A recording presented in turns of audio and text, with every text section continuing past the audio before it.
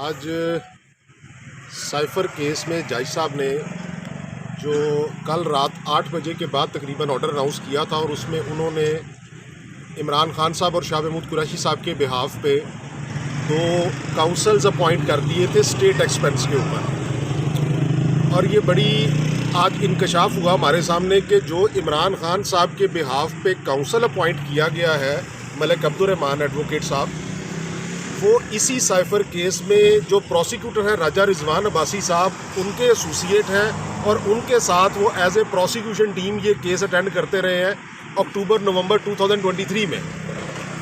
मतलब और कल नजम सेठी साहब ने ऑन एयर ये बात कही है एक अपने टॉक शो में कि इस्टेब्लिशमेंट ये फ़ैसला कर चुकी है और इलेक्शन से पहले 5 फरवरी तक की डेडलाइन दी गई है कोर्ट को, और उससे पहले साइफ़र में इमरान खान साहब को, शाह महमूद कुरैशी साहब को सज़ा दे दी जाएगी। ये ऑन एयर है, रिकॉर्ड के ऊपर मौजूद है, आप नजम सेठी साहब का प्रोग्राम कल का देख सकते हैं। और आज अंदर जिस तरीके से कोर्ट में प्रोसीडिंग हुई और राजा रिजवान अब्बासी साहब जो प्रोसिक्यूटर हैं, उन्हीं के एसोसिएट को इमरान खान साहब के बिहाफ पे खड़ा करवा के जिरा करवा दी गई, तो उससे तो ये चीज़ें साबित होती हैं। सुबह रिजवान अब्बासी साहब ने भी मीडिया को एक इंटरव्यू दिया जिसमें उन्होंने कहा कि हम इंशाल्लाह राजा रिजवान अब्बासी साहब की कि हमारा केस सजाए मौत का है और हम इमरान खान और शाह महमूद कुरैशी को या डेथ सेंटेंस या कम से कम 14 साल की सज़ा करवा लेंगे। अब आप इन डॉट्स को अगर कनेक्ट करें और आज का जज साहब की प्रोसीडिंग देखें कि वो कितनी जल्दी में है।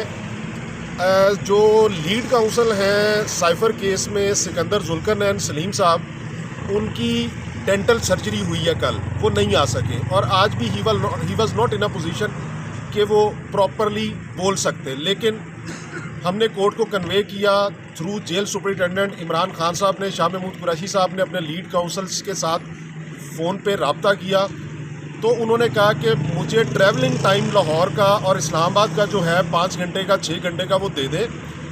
2 बजे के करीब ये बात हुई थी। आप आज ही अगर क्रॉस एग्जामिन करना चाहते हैं तो 6 घंटे का टाइम मुझे दें, आप रात को 8 बजे 9 बजे 10 बजे जिस वक्त कोर्ट करना चाहते हैं मैं आगे क्रॉस एग्जामिन कर देता हूँ। लेकिन वो जज साहब को बहुत जल्दी है ट्रायल को कंक्लूड करने की, और जिस तरह आज प्रोसीडिंग हुई मुझे तो नजम सेठी साहब की बात में सदाकत नज़र आती है। नहीं, ये चीज़ आपने कोर्ट में बात की कि अगर हमें लाहौर से यहाँ तक का ट्रैवल, सर ये आज के ऑर्डर में हमने लिखवाया है कि जज साहब को बताया और जज साहब ने ऑर्डर में लिखवाया है।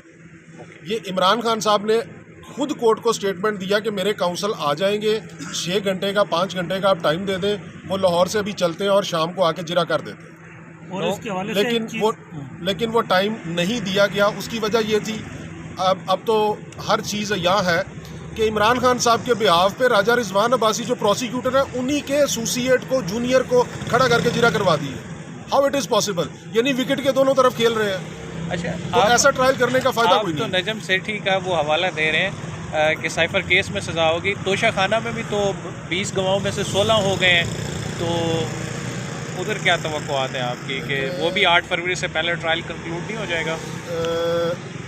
बज़ाहिर तो यही नज़र आता है जिस स्पीड से, क्योंकि आप देखें कि जो नैब के जज साहब है वो भी बाकी सारे काम छोड़ के सुबह से शाम तक सिर्फ यही 2 केसेस आके करते हैं, और जो साइफ़र वाले जज साहब हैं वो भी अपनी कोर्ट का सारा काम छोड़ के आके सुबह से शाम तक यही करते हैं। उस्मान साहब, आपने इतराज़ किया होगा जैसा आपने बताया कि रिजवान अब्बासी के एसोसिएट इमरान खान की वकालत कर रहे हैं जी, तो उस पर क्या रिएक्शन आया? उस पर कोर्ट ने ऑर्डर में लिखवा के हमारे ऑब्जेक्शन को डिस्कार्ड कर दिया कि जी ये ऐसे नहीं हो सकता, ये एडवोकेट जनरल ऑफिस से अपॉइंटमेंट हुई है तो ये अपॉइंटमेंट बिल्कुल ठीक है। ये बताइएगा कि पिछले 2-3 दिन से हम भी देख रहे हैं कि आपकी जानिब से मुसलसल इल्तवा की दरखास्तें आ रही है, जिस पर अदालत ने भी कहा कि आपको इतना इल्तवा हम नहीं दे सकते। इसकी क्या वजह, आपकी तरफ से क्यों इल्तवा की दरखास्त है? मैं गुजारिश कर रहा हूँ ना कि जो लीड काउंसल है, आप अगर देखें तो थर्सडे को, जुमेरात वाले दिन हमने 4 विटनेसेस क्रॉस एग्जामिन किए हैं, ठीक है। फ्राइडे को कल यानी कि सिकंदर साहब को वापस जाना पड़ा, परसों उनकी सर्जरी थी, डेंटल सर्जरी, ठीक है। और आज पोस्ट सर्जरी उनकी कुछ चेकअप था, इस वजह से नहीं आ सके और हमने वो मेडिकल के डॉक्यूमेंट्स कोर्ट में प्रोड्यूस किए हैं। Thank you. इसके हवाले से एक चीज़ और, जो इन्होंने डिफेंस कौंसल खड़े किए, जिस तरह की प्रोसीडिंग स्टार्ट की, इसके हवाले से खान साहब ने और शाह महमूद कुरैशी साहब ने अपने हाथों से दस्तखत से एप्लीकेशन दी, उनके ऊपर अदम एतमाद किया और इस क्रॉस एग्जामिनेशन के ड्रामे को रोकने का कहा और प्रोसीडिंग को एडजर्न करने के लिए रिक्वेस्ट की।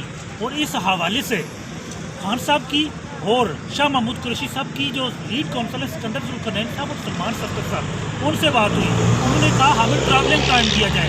हमने एप्लीकेशन दी, कोर्ट का टाइम गुजर गया, हमने कहा कि हमारे काउंसिल्स का इंतज़ार किया जाए, लेकिन उन्होंने कहा जी आपको टाइम नहीं दे सकते। उन्होंने वो जो डिफेंस काउंसिल खड़े किए उनमें से ये एक बात मैं यहाँ रिपोर्ट करना चाहूँ, उन्होंने जिनको शाह महमूद कुरैशी साहब के बिहाफ पे उनका वकील खड़ा किया गया साइफर कोर्ट के जज साहब की तरफ से, उसने शाह महमूद कुरैशी साहब के साथ बदतमीज़ी की और इंतहाई बुरे तरीके से वो शख्स पेश आया। ऐसे लोगों को वकील खड़ा करवा के जिरा करवाई गई।